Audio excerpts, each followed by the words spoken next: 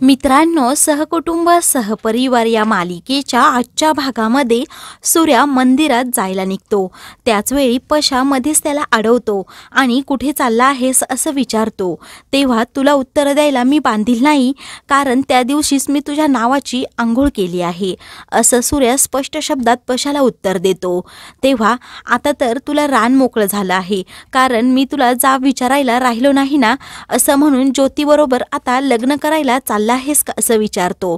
तेव्हा सूर्या खूपच मोठ्याने पशावर ओरडतो। तेव्हा सर्व काही खुल्लमखुल्ला करायचं ठरवलं आहे का असंही पशा बोलतो।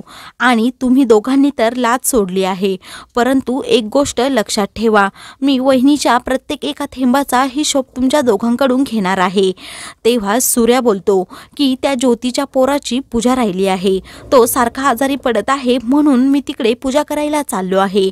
तेव्हा आता सर्व काही लीगल करण्याचं ठरवलं आहे, तुमच्या दोघांना लाज कशी वाटत नाही।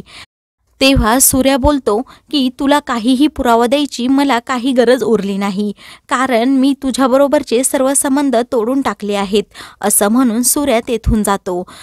पशा सूर्याला थर्ड क्लास असं बोलून मी सुखाने तुमच्या दोघांना जगू देणार नाही असं बोलतो।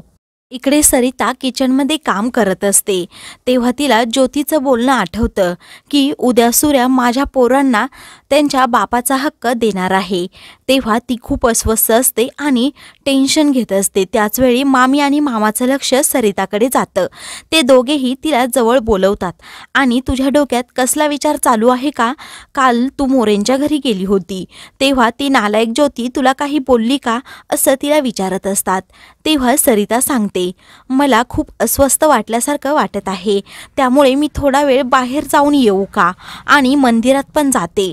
तेव्हा मामा आणि मामी हो बोलतात। तर सरिता तयार होण्यासाठी रूममध्ये जाते। तेव्हा मामी देवाकडे प्रार्थना करते की काहीही करून माझ्या सरीच्या आयुष्यात आनंद आण, वाईटाचं थोबाड एकदम काळं होऊ देत। तेव्हा मामा लगेच चेहऱ्याला हात लावतात, तर मामी लगेच देवाने गारानं ऐकलं असं म्हणून मामाची गंमत करते। तर दुसरीकडे सूर्या, ज्योती आणि तिची दोन्हीही मुले मंदिराजवळ येतात। तेव्हा गुरुजी आले आहेत का असं सूर्या ज्योतीला विचारतो। त्यावेळी इतक्यात येतच असतील असं ज्योती सांगते। सूर्या बाहेरच थांबतो। तर इकडे सरिता खरं खोटं करण्यासाठी मंदिराकडे येतच असते। त्यावेळी तिला ज्योतीचं बोलणं आठवत असतं। ती खूप टेन्शनमध्ये असते। तेव्हा ती मनात विचार करत असते की हे असं का वागत असतील, आणि जर हे खरं असेल तर मी ज्योती आणि यांच्या मार्गातून कायमची निघून जाणार। इकडे अंजी सरिताला शोधत असते, परंतु तिला सरिता कुठेच दिसत नाही, म्हणून खात्री करण्यासाठी ती मम्मीला फोन करते आणि तायडी कुठे आहे असं विचारते। तेव्हा ती तर मगाशीच बाहेर पडली आहे, ती बाजारात जाणार आहे असं मामी सांगते आणि लगेच फोन ठेवते। तर अंजीला खूप टेन्शन येतं। दुसरीकडे गुरुजी मंदिरामध्ये येतात। ज्योती त्यांना नमस्कार करते आणि ह्या मुलासाठी नवस केला होता असं सांगते। तेव्हा मुलाचे वडील कुठे आहे असं गुरुजी विचारतात। तेव्हा ती सूर्याकडे बोट दाखवते। गुरुजी बोलतात, हा तर सूर्या मोरे आहे, मग तुम्ही असं काय करताय? तेव्हा ज्योती गुरुजींवरच भडकते आणि अरेरावी करून बोलते, तुम्हाला जेवढं काम सांगितलं आहे फक्त तेवढंच करायचं।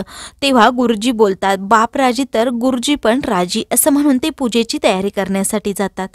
तर इकडे सरिता चाललेली असते। तेवढ्यातच अंजी तिला आवाज देत तिच्याजवळ येते आणि तुझं लक्ष कुठे होतं असं विचारते।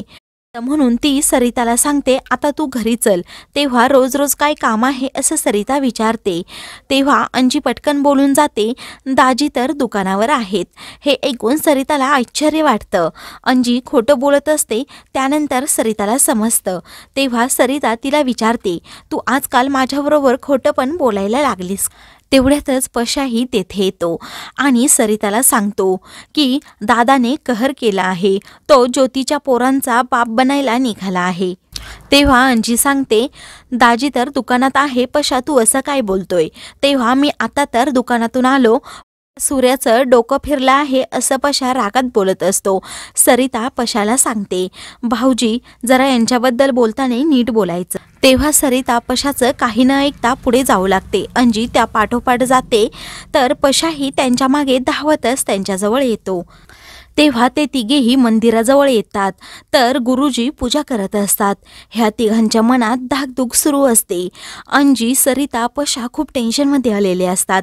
त्यानंतर ते पाहतात तर सूर्याच्या जागी तेथे वैभव बसलेला असतो. अंजी खूपच खुश होते.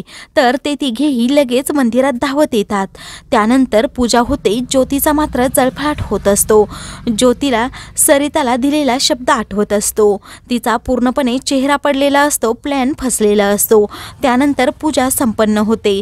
सरिता सचिनला आशीर्वाद देते की तुझं सर्व काही चांगलं होईल. त्यानंतर ती देवाचाही आशीर्वाद घेते. सरिता मनातून खूपच खुश झालेली असते.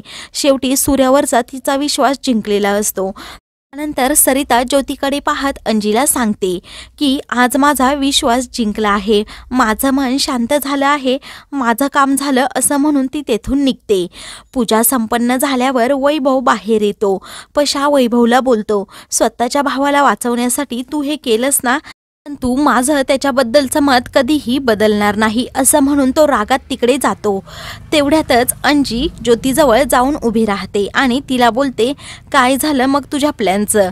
मोठ्या आव्हानाने तू तायडीला सांगितलं होतं की तुझ्या मुलांचा बाप तर दाजीच होणार आहे. मग काय झालं? तेव्हा तुम्ही हा सर्व प्लॅन फिरवला ना असं ज्योती विचारते. तेव्हा अंजी सर्व काही सांगू लागते. प्रकारे तुझा डाव आम्ही उधळून लावला. जेव्हा तू दाजींबरोबर बोलायला त्यांच्या रूममध्ये गेली होती तेव्हाच मला समजलं होतं की तू नक्की काहीतरी तेथे सांगायला गेली असशील. म्हणून मी सर्व तुझं काही बोलणं बाहेर उभं राहून सर्व ऐकलं आणि मग मी हे सर्व अवनी आणि वैभवला सांगितलं. ठरल्याप्रमाणे तुम्ही दोघं सकाळी तिकडे आलातच. मंदिराजवळ येऊन सूर्याला सर्व काही तू सांगितलं. तर तू सरिताताईला फोन केला आणि मग तिला सांगितलं की कशाप्रकारे माझ्या मुलांचा बाप सूर्य होणार आहे ते. तर सकाळी सकाळी तुम्ही चौघे पण इकडे मंदिरात आलात. परंतु त्यानंतर वैभव भाऊजी तेथे आले. सकाळी सुदैवाने त्यांना तलाट्यांचा कॉल पण आला होता की तालुक्याला सूर्यरावांना बोलवलं आहे. म्हणूनच वैभव भाऊजी पण मंदिराजवळ आले आणि त्यांनी सूर्यदादाला सांगितलं की तुम्हाला अर्जंट तालुक्याला बोलवलं आहे. सूर्यदादाने सांगितलं पण होतं की लोकांची भीती वैभव तुला वाटत असेल तर मी ते मानत नाही, परंतु खरंच सकाळी फोन आला होता. तुझा सर्व प्लॅन आम्ही तुझ्यावरच उलटवला. सूर्यदादाच्या जागी वैभव भाऊजींना आम्ही तुझ्या मुलांचा बाप केलं. ज्योतीचा पूर्ण प्लॅन तिच्यावरच उलटलेला असतो. सरिताचा विजय झालेला असतो. ज्योती पूर्णपणे तोंडावर पडते. तर अंजी बोलते, तुला काय वाटतं, तुला एकटीलाच डाव खेळता येतात का? काही झालं तरी आपल्या दोघींचं रक्ताचं नातं आहे म्हटल्यावर मी तुझ्या मागे कशी राहील? तर मित्रांनो, पुढील भागामध्ये अंजी रुद्रावतार धारण करते आणि ज्योतीला सांगते, तू जिला घराबाहेर काढणार आहे ना तीच आता उद्या परवा तुला घराबाहेर काढणार. ती सरिताचं नाव घेत असते. हे ऐकून मात्र ज्योतीला खूपच मोठा धक्का बसतो. अशाच मालिकेंचे पुढील भाग पाहण्यासाठी चॅनलला सबस्क्राईब करा.